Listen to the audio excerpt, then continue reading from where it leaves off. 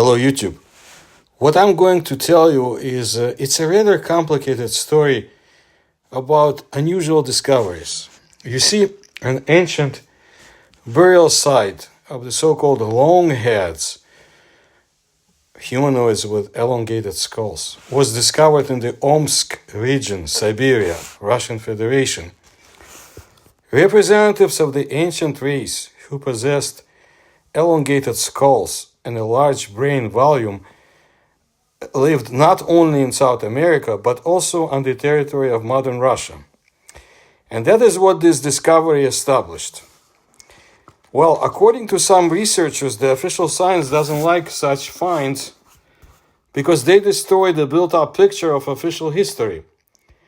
And they are simply hidden from society so that people do not ask unnecessary questions. Well, this is according to at least one independent researcher, and we'll start with what he said about this discovery. Archaeologists have discovered 8 skeletons of ancient priestesses with elongated skulls in a burial ground near the village of Ust-Tara. That's close to Omsk. They only found out about the find at the initiative of the director of the Omsk Museum, who put one of the skulls on display at the museum and told the media that this was a normal practice in the past. And this was, as they say, artificial deformation. I think best to the cranial artificial deformation. Well, said the researcher, thanks for showing even skull at all. There's very little information about the burial. Archaeologists only reported that 8 priestesses were discovered. Why exactly they were priestesses is unclear, all with traces of violent death. All the priestesses were aged 50, were healthy, no pathologies, all had excellent teeth. The burial was not instantaneous, but when one priestess died, and does the violent death imply some kind of ritual, he asks, a new one was appointed and also with an elongated skull. And when she turned 50, she also died through a ritual, and she was buried in the same mound as the previous priestesses. Then the story of the skulls began to fade into the shadows. In the Omsk Museum, the skull was removed from the exhibition. Maybe it was this skull that then ended up for some time in the Murom Museum, where there was a piece of paper under the skull with an inscription dating to the 5th to the 7th century, and that the skull was found in a burial ground in the Ust-Tara area. The search for information about the skulls showed that apparently they, meaning scientists, decided to put them away. There seems to be only one skull left in the Omsk region. It is sometimes exhibited on holidays such as the City Day, but only for a few hours. And the rest of the time it lies somewhere in the storerooms of the Omsk Museum of Enlightenment. The remaining 7 seem to have been sent to Tyumen, to the Institute of Problems of Development of the North, but they are not exhibited to the general public. It is unclear what the skulls were forgotten at the Tyumen Museum of Problems of the Development of the North, and why they were forgotten. That's how the line of official history is maintained. Everything that does not fit into it is simply sent to museum vaults away from the people. Otherwise, they'll ask questions. So that's one assertion, but I think the story is a little bit more complicated. Now let's look at some other information. So, back in the 1960s, Sverdlovsk, it's a city in the former Soviet Union, that's how it was called. Archaeologist Professor Vladimir Genning found one elongated skull in Chernoazoria. In the early 1990s, Igor Skandakov happened to find a burial ground on the banks of the Tara River in the Merli zone or territory. That's how I would translate the Russian word урочище, which he had been digging in for several years. He handed over the finds, 8 skulls, to Anatoly Bogashov, an anthropologist director of the Institute for the Development of the North of the Siberian branch of the Academy of Sciences in Tyumeny. His conclusion, they all belong to women, mostly 50 years old. Why are they elongated? This is an artificial deformation. In infancy, a tight bandage was put on the girl's head and it was not removed for 20 years. For beauty, the scientist was asked. He doesn't think so. Rather, this procedure had a mythological meaning. The burial ground dates back to the 5th century. This is the era of the great migration of people. The women are wearing bronze necklaces or torques, belts with buckles, small knives. It is very similar to the portrait of a Han warrior made by scientists. A helmet stretching his head, a golden torque around his neck, armor, a dagger on his side. Perhaps the medieval inhabitants of the Irtysh River region saw the Huns, perceived them as gods who descended to earth, who should be appeased by imitation. Who is Sandakov? Igor Sandakov, an archaeologist and director of the Omsk Museum of Enlightenment, has been conducting research in the Ust-Tara village area for more than 20 years. From 1988 to 1994, he participated in the compilation of the Code of Archaeological Monuments of the Omsk region and walked along the right bank of the Irtysh from the Usti-Shim to Muromtsev. Then, thanks to the work of the Omsk experts, 1,500 archaeological sites were registered. I keep telling you about Siberia. You look at my playlist. It's a place where mysteries are just under the surface and also in the thick taiga. Extremely interesting place. The area around the village of Ust-Tara is a unique territory. There are more than 100 archaeological sites on a site 15 kilometers long along the Irtysh River and 3 kilometers to the east. Places of worship, sites, settlements, hill forts, and burial mounds from the Neolithic era to the late Middle Ages. A unique area protected, mysterious place. Nowadays, it's sparsely populated. There are only 160 inhabitants in Ust-Tara. That is probably why traces of antiquity have been preserved here. Because over the past 1,500 years, people prefer to transform other territories at their discretion. And Ust-Tara remained a place where a curious tourist almost never sets foot. This is paradise to archaeologists. They come here every summer as part of a comprehensive expedition with the participations of volunteers who are lovers of antiquity. The Regional Museum of Enlightenment and the Museum of Archaeology and Ethnography of the Dostoevsky Omsk State University are responsible for the organization and work of the expeditions. What is the latest sensation of Ust-Tara? The question was asked in 2013. Okay? So you need to kind of frame the time work. It was confirmed there was a large settlement nearby. Depressions from Nani houses are being investigated. It's a whole ancient city. The hypothesis of Omsk archaeologists was confirmed. 4,000 years ago, Nani houses were built in Ust-Tara. This is one of the oldest settlements of the Bronze Age. So, in the early 1990s, that Omsk archaeologist Igor Skandakov, excavating a burial ground on the banks of the Tara River in the Murli zone, discovered elongated skulls in medieval mounds. And this year, the main goal of the expedition is the Omsk Museum of Education and Omsk State University.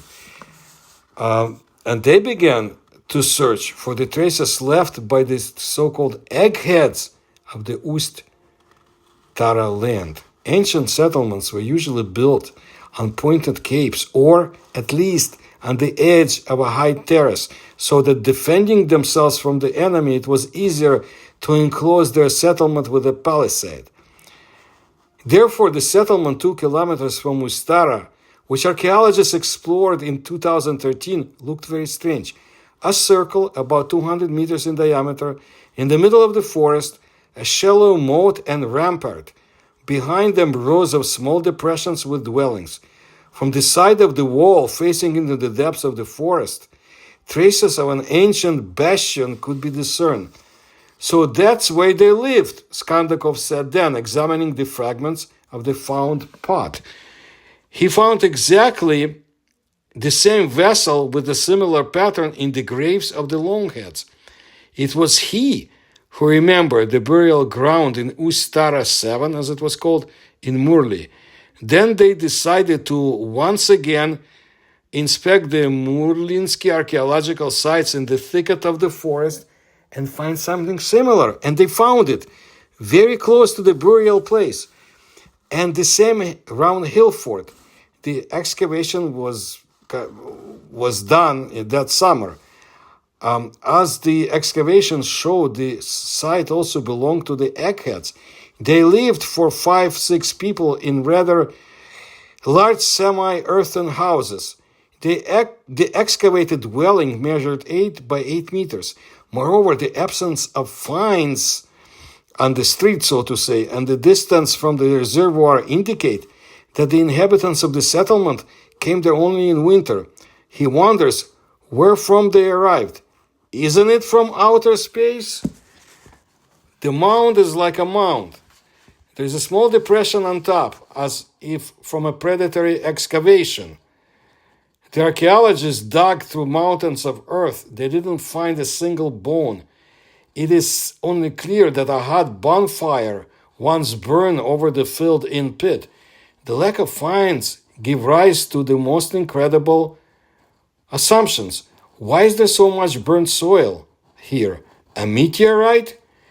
Well, there were more and more supporters of the hypothesis about the launch pad of the spacecraft. Suddenly, 7 small pieces of the earthen vessel were found at the very bottom of a pit that once existed.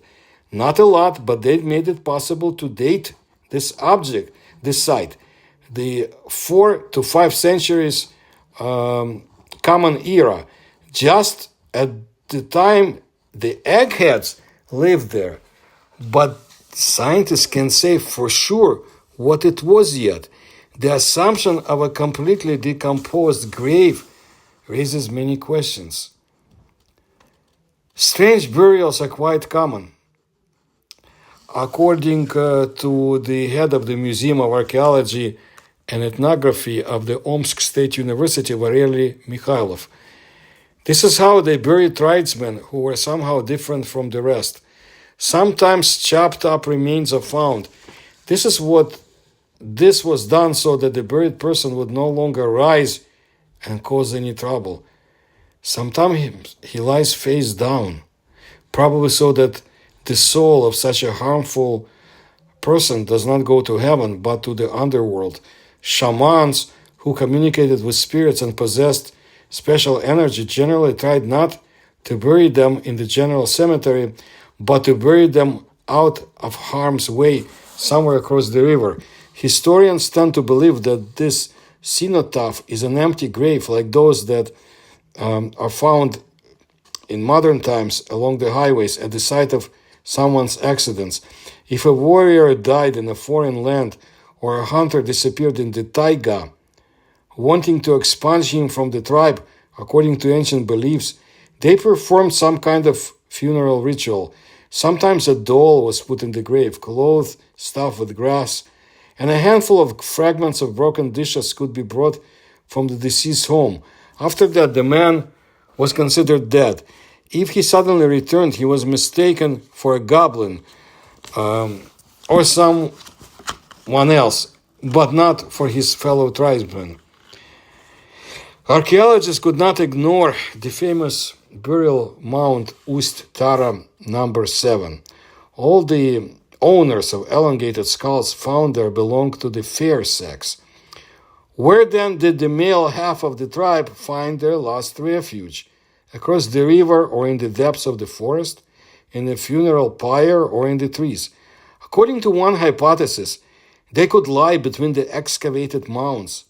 The continuous excavation of the ancient cemetery brought only a small number of fragments of pottery from an earlier time, the Bronze Age. A negative result is also a result. In any case, it didn't disappoint those who hold the opinion that men, having visited the Turks' Amazons flew away in full health on their saucers to heavens. For all its mystery, scientists attribute this strange people to the Pochevash culture, so named after a large complex of monuments on Cape Pochevash near Tobolsk, Siberia. Hunters, fishermen, even farmers lived in the region in the 5th through 9th centuries. They appeared there after the great migration of people in the 2nd to 4th centuries, when numerous and warlike hordes of nomadic Huns descended on the states and tribes of southern and western Siberia, Central Asia, expelling them from their places of residence and taking them west with them. These were the Huns who plundered Rome. It was thanks to the former Siberians that the state of Hungary arose in Europe, and whose language, the Hungarians, is very close to the Siberian Khanats, whose ancestors did not go with the Huns, but having fled to the north, mixed there with the local population. They were pushed further north by the Turks, who later appeared in the region. For the first time, the idea of the alien extraterrestrial origin of the people with elongated heads was expressed to Igor Skandakov back in the mid-1990s by one of the psychics who had never been in Murli, but was able to determine the contents of the balls on the map. Geologists call her answers to questions about the mineral deposit quite reasonable. In any case, she was not mistaken about the oil in the north of the region. The lady was absolutely able to name the 5th century, the time of the residence of the eggheads. You can treat the arguments of the medium with irony or a smile, but Murli, indeed, has a certain attraction. They say that an unknown force they call it energy, is to blame for everything. It is not for nothing that even 6,000 to 7,000 years ago in the Stone Age, ancient people chose this territory as the place for their sanctuaries. By the light of bonfires, shamans were singing around wooden idol, and generous sacrifices were made to the forest spirits. Archaeologists have counted half a dozen such places of worship in that district already. But that's a completely different story. So, once again, I bring you something mysterious and unusual about Siberia, that there is no resolution to this mystery as yet. And I'm not sure if there is going to be one, but I also brought you stories about those with the elongated heads from other parts of the world. And I'm yet to tell you about strange discoveries in Bulgaria, for example. But that's for the next time, in the future. If you like my research and you can support me in my research, please do so through the links you find in the description to this video. Please tell others about my channel. Please subscribe. Please kindly like my videos, and thank you for your attention to my work.